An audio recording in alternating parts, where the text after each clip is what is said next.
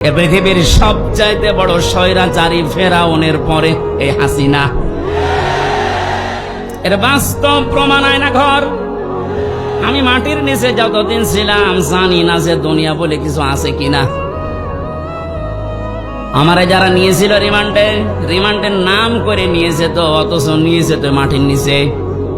এত কঠিন অবস্থায় রেখেছিল, এত অসহায় হচ্ছিল মনে নিজেকে যে আল্লাহ পৃথিবীতে তুমি ছাড়া মনে হয় আর কেউ নেই। কারণ আমি বিচ্ছিন্ন ছিলাম দুনিয়া থেকে। আমি তো তাও মাত্র 3 বছর, আর ব্যারিস্টার আরমান 8 বছর। আপনি কল্পনায় আনতে পারেন যে একজন মানুষকে মাটির নিচে যে ঘর এখন দেখা যাচ্ছে, এখানে 2 দিন 5 দিন 10 দিন না 8 বছর একটা মানুষ থাকলো কি করে?